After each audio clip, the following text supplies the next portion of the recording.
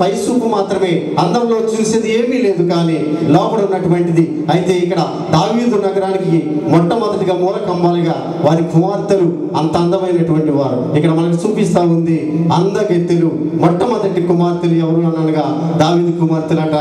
అందగత్తెలు, అందంలో ఏమీ లేదు కానీ ఇక్కడ చూస్తే అందాన్ని చాలా మంది రోజు బయటికి వెళ్ళే ముందు 2-3 గంటలు అద్దం దగ్గర నుంచి అలా చూసుకుని ఇలా చూసుకుని చాలా చక్కగా తయారయ్యి తిరిగి వచ్చి మళ్ళీ బయటికి వెళ్ళిన తర్వాత మళ్ళీ కొంతలోకి వెళ్ళిన తర్వాత అనుమానం వస్తుంది ఏమైనా చెరిగిపోయింది ఏంటని.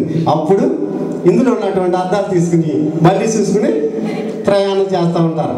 అయితే అద్దం చూసుకుంటూ ఒక ఆవిడ అంట రోడ్డు మీద నడిచి వెళ్తూ అద్దం చూసుకుంటూ అలా వెళ్ళిపోతుందట. కరెంట్ స్తంభాలు గుద్దేసి ఉన్న 2 పళ్ళు ఊడిపోని ఏదో ఉన్నటువంటి 5 ఎక్కడ చూసుకుంటుంది. కానీ అందం నథింగ్, ఏమీ కాదు. కానీ మనిషి యొక్క జీవితంలో ఉండవలసింది అందము కాదు, మనిషి యొక్క హృదయంలో ఉన్నటువంటి అందాన్ని దేవుడు చూస్తాడు. అయితే ఇక్కడ అందం వ్యర్థమైంది. నీ యొక్క కుమార్తె, ఈరోజు ఒక స్త్రీ కుమార్తెలను గురించి నేను చెప్పాలని ఆశపడతా ఉన్నాను. కుమార్తెలు ఎలా ఉండాలి, ఎలా ఉండకూడదు, ఎలా ఉంటే దేవుడి యొక్క ఆశీర్వాదాలు కుమార్తెలకు వస్తాయి. ఆ నమూనా నేను రత్నం గారి యొక్క కుటుంబంలో నేను చూశానని చెప్పడానికి సంతోషిస్తా ఉన్నాం. ఆమె పెంచినటువంటి విధానం దేవుని కొరకు 2 బిడ్డలను సమర్పించడం అంటే మామూలు విషయం కాదు. ఎందుకంటే ఈ యొక్క పాపలోకం ఇటువంటి అట్రాక్షన్ మీద మనుషులు జీవించేటువంటి ఈ లోకంలో దేవుని కొరకు సమర్పించుకుని తమ యవ్వన దశను వెలబుచ్చడం అనేటువంటి విషయం మామూలు విషయం కాదు. అయితే ఈ సందర్భంగా చూస్తే మొట్టమొదటిగా ఉన్నటువంటి కుమార్తెలు కేవలము అందగత్తెలు. అయితే మనకిక్కడ 2వ కుమార్తెలు దగ్గరికి వద్దాం. 2వ కుమార్తెలు వచ్చేటప్పటికి ఇక్కడ ఆదికాండము 6వ అధ్యాయం 1వ వచనం ఒకసారి చదవండి దయచేసి. నరులకు ఆరంభించిన తర్వాత కుమార్తెలు వారికి పుట్టినప్పుడు దేవుని కుమారులు చక్కని వారిని చూచి వివాహాలు చేసుకున్నారు. సరిపోతారు.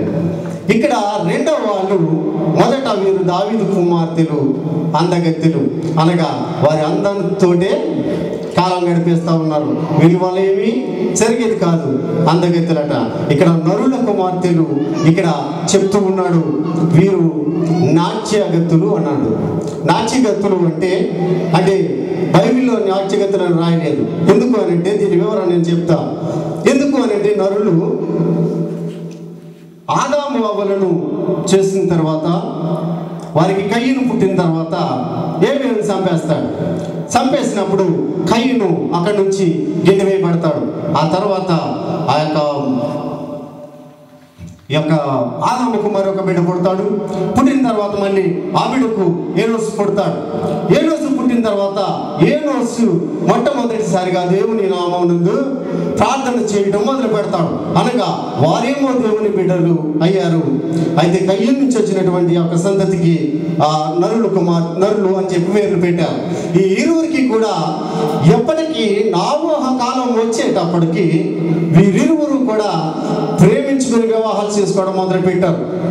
ఎవరికి ఇష్టం వచ్చినట్టు వారిని చేసుకోవడం అంటే ప్రేమ వివాహాలు. ఎందుకంటే పెద్దల పెళ్ళిళ్ళు సాధారణంగా జరిగాయి. అయితే ఆ కాలం వచ్చేటప్పటికంట ప్రేమ వివాహాలు జరగటం మొదలుపెట్టాయి. అయితే వీళ్ళు ఎందుకు నాట్యగత్తులు అని అంటే వీరు కుమార్తెలైతే నరుల కుమార్తెలైతే వారు చెడిపోయిన వారు, ఎందుకంటే చెడు సంతానం నుంచి వచ్చిన వారు.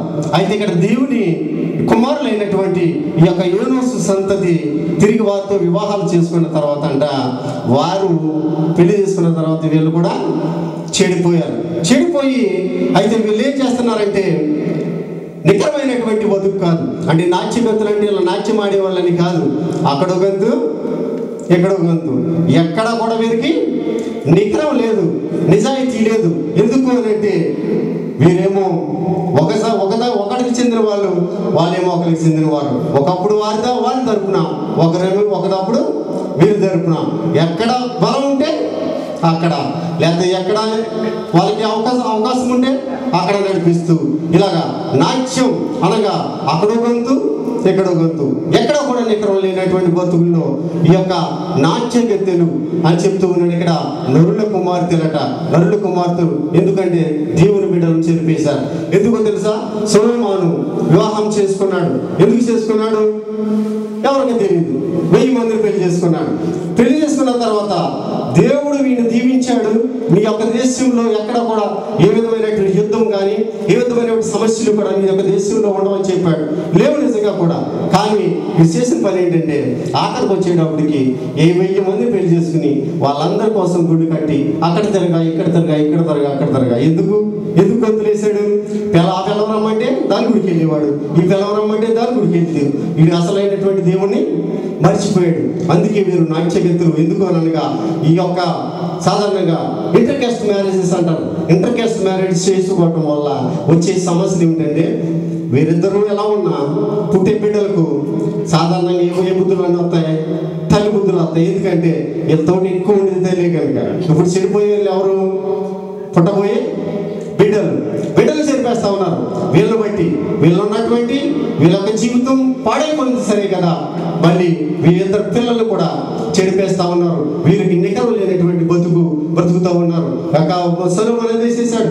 ఆఖరి టైంకి వచ్చినప్పటికి మొత్తం దేశం అంతా అప్పులు పాలు చేసేసి ఆ యొక్క గుళ్ళు కట్టేసి ఆలకొడు 1000 గుళ్ళు కట్టడం అంటే మాటల 1000 గుళ్ళు కడితే లాస్ట్కి వచ్చేటప్పటికి ప్రజల మీద అప్పుల భారం మోపేసి పన్నులు పెంచేసి చచ్చిపోయిన తర్వాత కొడుకు రాజ్యంలోకి వస్తే ఇప్పుడు ఆడికి ఏం చేయలేదో తెలియక 2 రాజ్యాలుగా విడిపోయాయి. సమస్యలు వచ్చి 2 రాజ్యాలుగా విడిపోయి అక్కడ ఇజ్రాయెల్ దేశం, యోధా దేశము, ఇస్రాయేల్ దేశం అని 2 దేశాలుగా విడిపోవడం జరిగింది. 12 గోత్రాలకి 10 గోత్రాలు ఒక సైడు, 2 గోత్రాలు ఒక సైడు జరిగాయి. అయితే అదంతా మనకు అవసరం లేదు. కానీ ఇక్కడ నాట్యవేత్తలు ఈ యొక్క ఎవరు అని అంటే నరుల కుమార్తెలు, వారు కూడా పెళ్ళయ్యారు. కుమార్తెలు ఇక్కడ 2 కుమార్తెలు అయ్యారు. అయితే ఇక్కడ ఒకసారి మనం చూడండి, యెషయా గ్రంథం 16వ అధ్యాయం 2వ వచనం చూస్తే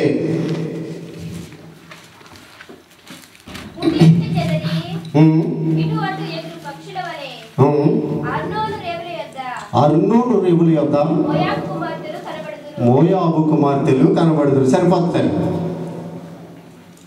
మళ్ళీ ఒకసారి మొదటి నుంచి చదువమ్మా. ఇటు అటు ఎగురుతూ అర్నోను రేవుల యొద్ద మోయాబు కుమార్తెలు కనబడుదురు. మీరు ఒకసారి గమనించండి. మోయాబు ఎవరు మీకు అందరికీ మంచిగా తెలుసు. మోయాబు అంటే లోతు వారి కుమార్తెకు, పెద్ద కుమార్తెకు పుట్టినటువంటి వాడు మోయాబు. మోయాబు అనేటువంటి పేరు పెట్టాడు. తండ్రికి కన్నది. ఇదంతా స్టోరీ, పెద్ద ఇది మనకు అవసరం లేదు. అయితే మోయాబు కుమార్తెలంట అర్నోను రేవుల యొద్ద కూర్చుని ఉంటారంట. ఎందుకు అని అంటే అర్నోను అని అంటే ఒడిగా పారునది అని అర్థం. అనగా అమోరీయులకును మోయాబీయులకును మధ్యన ఒక నది ఉంది. ఆ నది డైరెక్ట్గా వచ్చి మృత సముద్రంలో పడుతుంది. అయితే ఈ 2 దేశాలకి మధ్యన ఒక నది ఉంది. ఆ నది వెడిగా పారేటువంటి నది. వీళ్ళంట అక్కడ నివాసం చేస్తూ ఉంటారు. ఎందుకో తెలుసా? ఎవరైనా ఆ యొక్క దేశానికి వ్యాపారం చేసుకోవడానికి ఆ రేవులో కనుక దిగితే ఈ యొక్క మోయాబు కుమార్తెలు ఏం చేస్తారని తెలుసా? రేవు దగ్గరకు వచ్చేటువంటి ప్రతి ఒక్క వ్యాపారస్తుల మీద కన్ను వేసి ఆడితో లాలాటమైనటువంటి మాటలు ఆడి వారిని లోపరుచుకుని వారి దగ్గర ఉన్నటువంటి సమస్తాన్ని కూడా దోసుకునేటువంటి వారు. వీరు ఎవరు అని అంటే మోసగెత్తులు. వీరెవరు? మోయాబు కుమార్తెలు. వీరు మోసగెత్తులట. ఎలా మోసం చేస్తున్నారంటే అక్కడికి వచ్చినటువంటి వారిని లాలాటమైన మాటలు చెబుతూ వారిని మోసగిస్తూ ఉన్నారు. అదే సందర్భంగా నేను వివరణలోకి వెళ్ళను. కానీ ఇశ్రాయేలీలు వారి యొక్క యాత్రలో ప్రయాణం చేస్తూ యెరికో పట్టణాన్ని స్వతంత్రించుకోవడానికి బయలుదేరినటువంటి ఇశ్రాయేలీలను ఆపాలని చెప్పి బాలాకు యొక్క మోయాబు రాజు బాలాకు బిలాము దగ్గరకు వస్తాడు. బిలాము దగ్గరకు వస్తే బిలామును అడుగుతాడు, అయ్యా నువ్వు మా పక్షంగా ఇశ్రాయేలీయులను శపించాలి, ఎందుకంటే వారిని మేము ఆ యొక్క జనాంగం అంతా చూస్తే మాకు భయం వేస్తుంది, వారిని ఎదుర్కోలేము కనుక వారి జనసంఖ్యను తగ్గించాలి. వారి జనసంఖ్యను తగ్గిస్తే మేము వారి మీదకి యుద్ధం చేసి వారిని ఓడిస్తాం అని చెప్పి బిలాము దగ్గరకు వచ్చి మా పక్షంగా వారిని క్షమించమని అడుగుతాడు. వస్తాడు మొత్తం మీద. ఈ జరిగిన స్టోరీ అంత అవసరం లేదు మనకు. కానీ అక్కడికి వెళ్ళిన తర్వాత దేవుడు ఒప్పుకోకపోతే తిరిగి వచ్చేస్తా మాత్రం ఒక మాట చెప్తాడు. ఎందుకనంటే ఒకవేళ ఇశ్రాయేలీయులను దెబ్బ కొట్టాలంటే మీరు ఫలాని రకంగా చేయండి అని చెప్పేసి చిన్న ఇంటి ఇచ్చి వచ్చేస్తాడు. చిన్న ఇంటి ఇచ్చేసి వచ్చేసిన తర్వాత ఈ యొక్క వీరులు బయలుదేరి ఇశ్రాయేలీయులు సిత్తిములో దిగుతారు. సిత్తిము అనగా తుమ్మ చెట్టు. తుమ్మ చెట్టుకు ఎనుగులు ఉంటాయి, మీకు తెలుసు కదా. తుమ్మ చెట్టు అనగానే ఆ చెట్టు కింద వెళ్ళడానికి ఎవరికి కూడా అర్హత లేదు. ఎట్టి పరిస్థితిలో ఒక లోయ ఉందట, ఆ సిత్తిము అనేటువంటి లోయ. ఆ లోయలో ఉన్నది ఏంటంటే తుమ్మ చెట్లు, మొత్తమన్నీ తుమ్మ చెట్లే. ఆ యొక్క గుంపులో వీరు ఇశ్రాయేలీయులు దిగారు. అంటే ఎక్కడ దిగారు అన్నమాట? ముళ్ళ కంపల పొదలు దిగారు. అంటే సమస్తము కూడా రిస్కే, వారి జీవితంలో రిస్క్. అంటే అక్కడ దిగారు. మోయాబు కుమార్తెలు అక్కడికి వచ్చారు. మోయాబు కుమార్తెలు అక్కడికి వచ్చి మొట్టమొదటిగా ప్రారంభించారు. వారిని కనుగెట్టారు, లాలించారు. మొత్తం మీద వారితో ప్రేమ వ్యవహారం మాట్లాడి వారిని లొంగ తీసుకుని వారి యొక్క ఇళ్లకు తీసుకుని వెళ్ళి వారు అన్య దేవతలు అర్పించినటువంటి ఆహారాన్ని వీరు భుజించినట్లు చేశారు. చేసినప్పుడు ఇశ్రాయేలీయులు 24,000 మంది ఒక్క రోజున చనిపోయారు. ఎందుకు అంటే ఈ యొక్క వ్యభిచారం చేయటం వలన, దాని తర్వాత ఆ అన్య దేవతలకు అర్పించినటువంటి ఆ యొక్క ఆహారాన్ని తినటం వలన, ఈ రెండు చేయటం వలన ఇశ్రాయేలీయులు 24,000 మంది ఆ రోజున చనిపోయినట్లుగా మనం చూస్తాం వాక్యంలో, సంఖ్యాకాండంలో. అయితే ఇది ఎందుకు ఈ యొక్క మోయాబు కుమార్తెలను అక్కడికి పంపించారు అంటే ఇశ్రాయేలీయులను నాశనం చేయమని. ఇక్కడ ఇశ్రాయేలీయుల యొక్క కుమార్తెలు అంట ఇప్పుడు ఎక్కడ ఉన్నారు? అర్నోను రేపు దగ్గర కాపలా కాస్తా ఉన్నారంట. వచ్చిన ఇల్లు నుండి పటాయిస్తూ వాటి నాశనము చేయాలి. ఇక్కడ ముగ్గురు కుమార్తెలు కూడా పేరయ్యారు. పెంచేటువంటి విధానం ఎందుకు అనంటే ఇక్కడ వారి యొక్క పెంపకంలోనే మోసం అనేటువంటిది ఆగి ఉంది. వారి మోసంతో పెంచుతున్నారు. ఎందుకు అనగా శత్రువు మీద వారు జయం పొందాలి అంటే ఏదో ఒకటి వారికి చూపించాలి. అది చూపించి లాగా తీసుకోవాలి. ఒక విషయం ఏంటంటే ఇక్కడ సిరియా దగ్గర ఉన్నటువంటి ఇశ్రాయేలుకు సిరియాకు బోర్డర్ ఉంది. అక్కడ బోర్డర్ దగ్గర మేము ఇంచుమించు 15 సంవత్సరాల క్రితం అక్కడ టూర్ వెళ్ళినప్పుడు, ఎర్మోన్ కొండ మీదకి వెళ్ళినప్పుడు అక్కడ అడిగితే ఒక ఆయన దీని హిస్టరీ చెప్పాడు. ఏంటి అని అంటే అంట, సిరియా వాళ్ళు ఇశ్రాయేలీయులు ఎప్పుడు కూడా ఓడిస్తా ఉన్నారు. ఎందుకనంటే సిరియా వాళ్ళు ఎర్మోన్ పర్వతం మీద ఉన్నారు. ఎర్మోన్ పర్వతం మీద ఉంటే వాళ్ళు ఇశ్రాయేలీయులు ఏమో కింద నడిచి వెళ్తా ఉన్నారు. నడిచి వెళ్తున్నప్పుడు వాళ్ళని ఎదుర్కోవడం అంటే మామూలు విషయం కాదు. ఎందుకంటే పైనుంచి చిన్న బెడ్లు చినుకుంటా కింద ఉన్న వాళ్ళు చచ్చిపోతారు. అది సింపుల్. అయితే వాళ్ళ పైన ఉన్నారు. అయితే వాళ్ళ పైన ఉన్నటువంటి వారిని ఎలా లాంగ్ తీసుకోవాలో తెలియక అప్పుడు ఇశ్రాయేలీయులు ఒకటే పని చేశారంట. ఆర్మీ అమ్మాయిల్ని ఎదురుపెట్టారంట. ఎదురుపెట్టి వాళ్ళు యుద్ధానికి వచ్చేటప్పుడు వీళ్ళు అక్కడికి వెళ్ళి వెంటనే వారికి ఉన్న డ్రెస్ తీసి అవతల పడేశారంట. ఈ అరబ్బులు కదా అలా చుట్టూ ఉండిపోయారు. వెనకాల నుంచి సైన్యం వచ్చి సిరియాని కొట్టేసి ఎర్మోను పర్వతాన్ని ఆక్రమించుకున్నారు. ఎందుకంటే వాళ్ళ అవతల కొండ మీద ఉంటారు, వీళ్ళ అవతల కొండ మీద ఉంటారు. సమానమైనటువంటి రుచి. వాళ్ళు ఇక్కడికి రావాలంటే అంత తేలికైనటువంటి పని కాదు. ఎందుకు అన్నాక ఆ కొండ మీద ఉన్నారు, ముందు ఉన్నతమైన స్థలంలో ఉన్నారు. వారు చేసింది జరుగుతుంది. ఎందుకు అనంటే వీరు కింద ఉన్నారు కాబట్టి కనుక వారి మీద ఒక బయట వేసిన వారు చనిపోతారు. అటువంటి టెక్నిక్ వీళ్ళు ఉపయోగించారు. మోయాబీయులు కూడా అదే టెక్నిక్ ఇక్కడ ఉపయోగిస్తున్నారు. ఇశ్రాయేలీయులను నాశనం చేశారు. అలాగే వచ్చినటువంటి ప్రతి వ్యాపారస్తులను కూడా అక్కడ మోసం చేస్తూ వచ్చారు. మోసం చేస్తూ వారు విజయాన్ని పొందుతూ ఉన్నారు. ఈ యొక్క కుమార్తెలు, 3వ కుమార్తెలు ముగ్గురు కూడా ఫెయిల్ అయ్యారు. మోయాబు కుమార్తెలు మోసగత్తెలు. ప్రియులారా, పెంచేటువంటి పెంపకం, ఏ విధమైనటువంటి పెంపకం బిడ్డలకు మనం ఇస్తూ ఉన్నాం, ఆ యొక్క పెంపకాన్ని బట్టి వారి యొక్క జీవిత గమ్యం మనకి కనబడుతూ ఉంది. ఇక్కడ మోయాబు కుమార్తెలు మోసగత్తెలు అని చెప్పి మనకు తెలుస్తూ ఉంది. అదే సమయంలో యెషయా గ్రంథం 3వ అధ్యాయము 16వ వచనం చూస్తే ఇక్కడ మనకు కనిపిస్తారు సీయోను కుమార్తెలు. మరియు యెహోవా సెలవిచ్చినది ఏమనగా సీయోను కుమార్తెలు గర్విష్ఠురాండ్రై మెడ చాచి నడుచుచు ఓర చూపులు చూచుచు కులుకులతో నడుచుచు తమ కాళ్ళ గజ్జలను మోగించుచున్నారు. సరిపోదు. అయితే ఇక్కడ సీయోను కుమార్తెలు వీరు ఎవరు అని అంటే సిగ్గు లేని వారు. వీరికి సిగ్గు లేదంట. ఎందుకు అని అంటే సీయోను కుమార్తెలు, సీయోను అంటే అర్థం ఏంటి?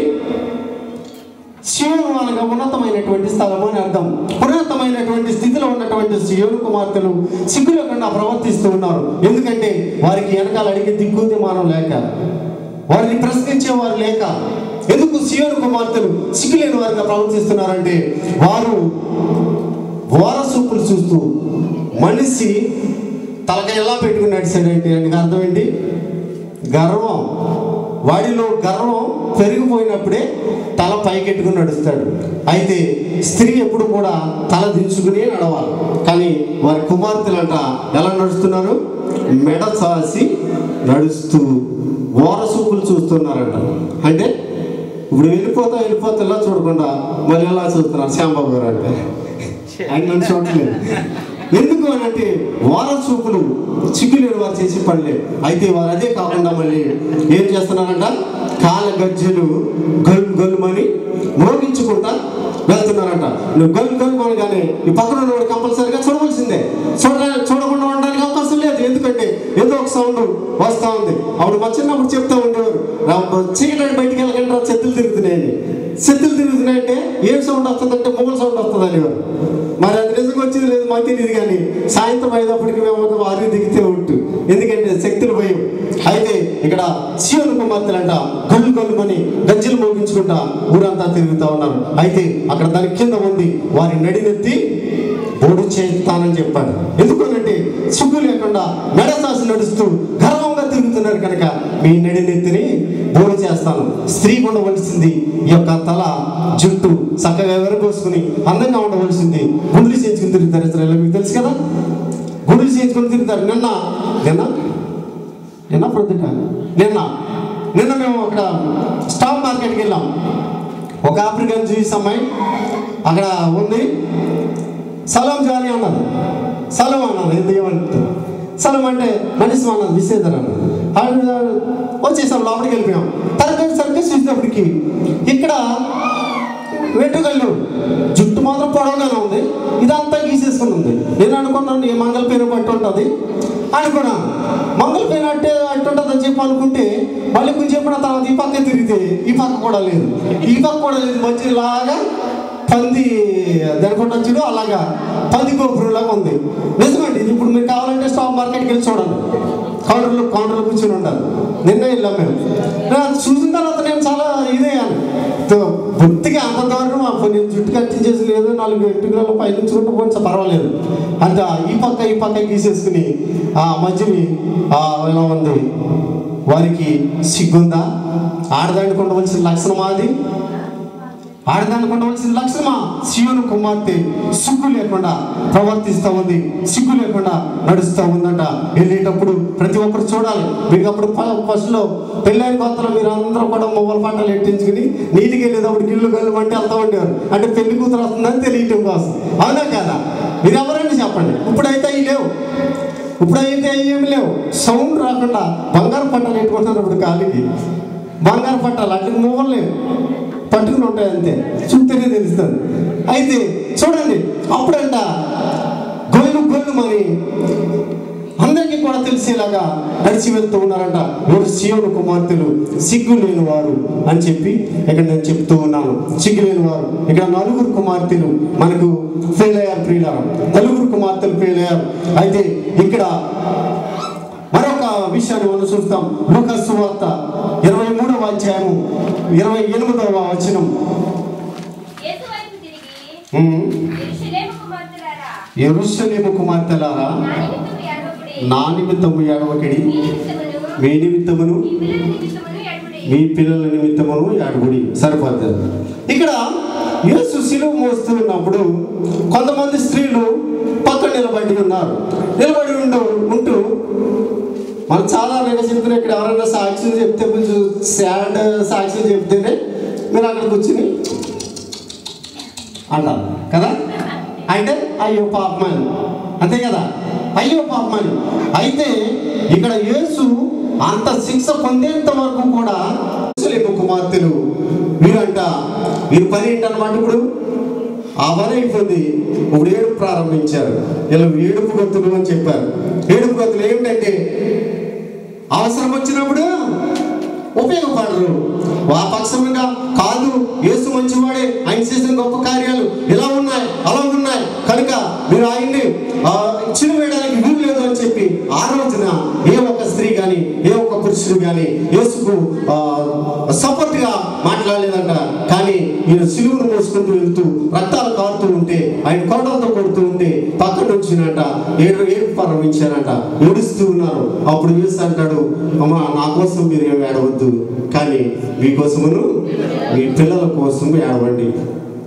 ఏడుపు ఎవరి కోసమో, లేకపోతే అంతా అయిపోయిన తర్వాత ఏడితే ఉపయోగం లేదు, కానీ మీ పిల్లల కోసము, మీకోసము, మీ యొక్క భవిష్యత్తు ఎలా ఉందో, మీ పిల్లల యొక్క భవిష్యత్తు ఎలా ఉండబోతుందో దాని కొరకు ఏడవండి అని చెప్తున్నాడు. ఇక్కడ ఏడుపు గొత్తులు మనకు కనిపిస్తా ఉన్నారు ప్రియులారా, ఏడుపు గొత్తులు ఇక్కడ ఉన్నారు. అయితే మనకి ఇక్కడ ఈ యొక్క సమయంలో మనం చూస్తే 6వ కుమార్తెలు ఇక్కడ మనం కనిపిస్తా ఉన్నారు.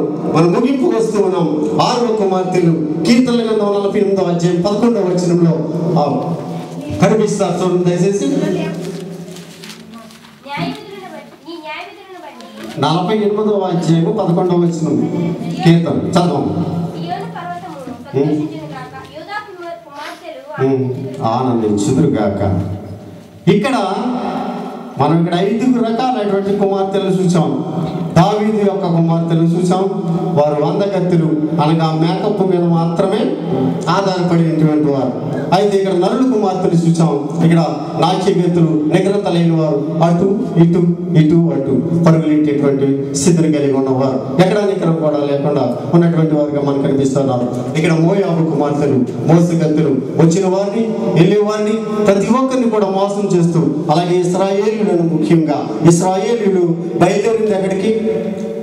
ఇశ్రాయేలీయులు బయలుదేరింది కానాను దేశాన్ని స్వతంత్రించుకోవడానికి. ఇక్కడ మోయాబు కుమార్తెలు కాశీ ఉన్నారంట. కాశీ ఉండి వారు ఆ యొక్క దేశానికి వెళ్లకుండా ఆపడానికి వీళ్ళ ప్రయత్నం. మోయాబు యొక్క ప్రయత్నం ఏంటో తెలుసా? ఇశ్రాయేలీయులు వాగ్దాన దేశమైనటువంటి కానాను దేశానికి వెళ్ళడానికి వీలు లేదు. వారిని ఆపడమే మొట్టమొదటి విధిగా పెట్టుకున్నటువంటి మోయాబు కుమార్తెలు వారిని మోసం చేశారు అని చెప్పి ఇక్కడ వాక్యం తెలుస్తోంది. ఇశ్రాయేల్ దేశము చేరడానికి ఇశ్రాయేలీయులు పడ్డటువంటి కష్టం ఈ రోజున ఈ సంఘంలో ఉన్న ప్రతి ఒక్కడు కూడా ఆ యొక్క పరమ యెరూషలేమైనటువంటి పరమదేశమైనటువంటి ఆ పరలోక రాజ్యం వెళ్ళడానికి ప్రయత్నం చేస్తున్నాం. మనం అందరికీ కూడా ఏదో ఒక అడ్డు, ఏదో ఒక ఆటంకము ఈ యొక్క మోయాబు స్త్రీలు ఎలాగైతే ఆటంకపరిచారో అదే విధమైనటువంటి ఆటంకం మన యొక్క జీవితాల్లో కూడా ఎదురవుతూ ఉంది. ఆ యొక్క పరిస్థితిని తప్పించుకుని గెలవగలిగిన వాడు మాత్రమే ఆ నిజమైనటువంటి విశ్వాసి, వాడే నిజమైనటువంటి ఇశ్రాయేలీయుడు. ఎందుకనగా ఇశ్రాయేలీయులు కొంతమంది మాత్రమే ఈ యొక్క కానాను దేశానికి రాగలిగారు. అయితే ఇంతమంది జరిగిన తర్వాత యెరూషలేము కుమార్తెలు ఏడుస్తున్నారు. సీయోను కుమార్తెలు సిగ్గులేని వారుగా ఉన్నారు. వారు ఇష్టం వచ్చినట్టుగా ప్రవర్తిస్తున్నారు. ఇక్కడంట యూదా కుమార్తెలు ఏం చేస్తున్నారు? ఆనందిస్తూ ఉన్నారు. దేవునికి స్తోత్రం కలుగును గాక. హల్లెలూయా, హల్లెలూయా. దేవునికి స్తోత్రం. ఎందుకు అనగా ఇక్కడ యూదా అంటే అర్థమేంటి? స్తుతి. స్తుతి. ఎక్కడైతే స్తుతి ఉంటుందో అక్కడ ఆనందం ఉంటుంది. ఆ ఆనందం మీ యొక్క బిడ్డల్లో ఉండాలని నేను కోరుతున్నాను. ఎందుకు అనగా సతీష్ అలాగే మేరీ గారికి నేను తెలియజెప్పేది ఏమిటంటే, ఇక్కడ యూదా కుమార్తెలను గురించి చెప్తున్నాడు. వారు ఆనందభరితులై ఉంటారు. ఎందుకు ఆనందిస్తారు అనగా దేవుని స్తుతించటం వల్ల. యూదాలో ఉన్నది స్తుతి. అందరూ కూడా వీళ్ళు అలస్యం వచ్చినట్టుగా ఉన్నారు, కానీ ఇక్కడ యూదా కుమార్తెలు ఆనందిస్తూ ఉన్నారు, ఆనందభరితులై ఉన్నారు. ఎందుకు అనగా దేవుళ్ళు ఉంటే అంత ఆనందం. మీకు ఒక విషయం తెలుసా? నేను ఎవరి ముందైనా నిలబడి మాట్లాడాలంటే అంత తేలిక అంత సింపుల్గా కొంచెం సిగ్గుపడతానే ఉంటాను. ఈ స్టేజ్ మీదకి వచ్చి నిలబడి ఆ పాట ఎత్తాను అంటే నాలో లేనిపోయి డ్యాన్స్ వచ్చేస్తుంది. ఎందుకో తెలుసా? ఆ ఆనందం దేవుని స్తుతించినప్పుడు మనిషిలో కలిగేటువంటి ఆ ఆనందం మనకు చిక్కుపరచదు, మనకు చిక్కు తెలియదు. అచ్చనం అయిపోయిన తర్వాత మొన్న నాకు ఏ పాటగా కానీ ఏ పాట తెలియదు. మా ఊహను పుట్టక ముందు అనేటువంటి పాట పాడుతున్నప్పుడు అంట మా మానసు ఇంటికి వెళ్ళిన తర్వాత అన్నది, ఏంటి నాన్న ఈ డ్యాన్స్ తెగ డ్యాన్స్ చేసేసామని నాతో కాదు అచ్చనంతో చెప్తుంటే నాకు తెలియదు నిజంగా డ్యాన్స్ చేసేది లేదు. కానీ ఏంటి అంటే నాకు కూడా తెలియదు ఆ ఆనందం ఆ పాట ఎత్తేటప్పటికి. అందుకే దావీదు పాట పాడుతున్నప్పుడు ఎప్పుడు డ్యాన్స్ చేస్తారో పాడేవాడట. ఎందుకంటే ఆ పాట మొదలు పెట్టగానే ఆ దావీదులో ఉన్నటువంటి శక్తి ఏంటంటే ఆయన్ని నాట్యము ఆయన చేసేది. ఆ ఆనందం దేవునిలో ఉంటే ఆనందం, దేవుని యొక్క మాటలు వింటే ఆనందం, దేవుని యొక్క పాటలు పాడితే ఆనందం. ఆనందం మనకి అందరికీ కూడా ఎంతో గొప్ప ఆనందం. సంతోషం నాకు సంతోషం, యేసునాలు ఉంటే సంతోషం, సంతోషం నాకు సంతోషం, యేసునాలు ఉంటే సంతోషం, సంతోషం నీకు సంతోషం, యేసునాలు ఉంటే సంతోషం. చప్పట్లు కొట్టి కలుపాడి వీధో బలిపాడనా. ఇది నాకు పాడదో నాకు రాదు. అదే దేవుని స్తోత్రం కలిగింది కాదు. అయితే ఎందుకు అంటే ఆ సంతోషం అలా అనిపిస్తుంది. మనకు తెలీదు ఎలా పాడుతున్నామో, లేకపోతే మనకు తెలీదు ఏం చేస్తున్నామో. ఆ యొక్క స్పిరిట్ అటువంటిది, దేవుని యొక్క శక్తి, దేవుని యొక్క ఆత్మ మన మధ్యలోకి దిగినప్పుడు అంత ఆనందం. ఇక్కడ యూదా కుమార్తెలు ఆనందించు వారై ఉన్నారు. ప్రియులారా, ఆనందం ఎప్పుడు వస్తుంది అని అంటే స్తుతి నీలో ఉన్నప్పుడు, దేవుణ్ణి స్తుతిస్తున్నప్పుడు నీకు తెలియని ఆనందం, నీకు తెలియనటువంటి సంతోషం, నీకు తెలియనటువంటి ఆ ఉద్రేకం, ఆ ఉత్తేజం దేవుడు నీలో పెడతాడు. నేను చెప్పేది ఏమిటంటే సూజన్ యొక్క జీవితంలో వారు బిడ్డార్థం చేసుకునేటువంటి పరిస్థితులు లేదు. కానీ ఇక్కడ యూదా కుమార్తెలలో ఆనందం ఉంది. నేను వారికి ఇచ్చేటువంటి సజెషన్ ఏమిటి అంటే ఆ యొక్క బిడ్డను స్తుతిలో పెంచాలి, దేవుని యొక్క మాటల్లో పెంచాలి, దేవుని యొక్క ఆ యొక్క సన్నిధి, ఆ యొక్క దేవుని యొక్క ఆ కాపుదల, దేవుని యొక్క ఆ ప్రేమను ఆ బిడ్డకు పంచినప్పుడు ఆ బిడ్డ ఆనందించేదిగా ఉంటుంది. ఇది యూదా కుమార్తెలు ఆనందిస్తూ ఉన్నారు. ఇక్కడ దావీదు కుమార్తెలు కేవలం వారి అందంతో సరిపెట్టుకుంటూ ఉన్నారు. అయితే ఇక్కడ బరిల కుమార్తెలు నాట్యగతులుగా అక్కడ ఇక్కడ గొంతులు వేస్తూ ఉన్నారు. అయితే ఇక్కడ మోయాబు కుమార్తెలు మోసం చేస్తూ జనాన్ని నాశనం చేస్తూ ఉన్నారు. అయితే ఇక్కడ యెరూషలేము కుమార్తెలు ఏడుస్తూ ఉన్నారు. సీయోను కుమార్తెలు వీరికి సిగ్గు లేనటువంటి పరిస్థితిని కలిగి ఉన్నారు. అయితే ఇక్కడ యూదా స్తుతి, ఎక్కడైతే స్తుతి ఉంటుందో అక్కడ నీకు ఆనందం, నీకు సంతోషం. ఎంత గొప్ప ధన్యత ఈ రోజున ఈ యొక్క సందర్భంలో దేవుడు మనతో మాట్లాడినటువంటి ప్రతి ఒక్కరు కూడా మన యొక్క జీవితాల్లో మనకున్నటువంటి బిడ్డలను బట్టి, లేకపోతే మనకున్నటువంటి సమస్తాన్ని బట్టి మనం దేన్ని పోలి ఉన్నాం. ఇక్కడ 6 సమస్యలు, 6 అంశాలను దేవుడు ఇక్కడ మన మధ్య ఉంచాడు. ఎవరిని మనం పోలి ఉన్నాం, ఎవరిని మనం పోలి నడుస్తూ ఉన్నాం. ఇక్కడ ఇంతమంది ఉన్నటువంటి 5 కుమార్తెల లేక రాజులో ఇచ్చినటువంటి యూదా కుమార్తెల, యూదా కుమార్తెలలో సంతోషం, ఆనందం.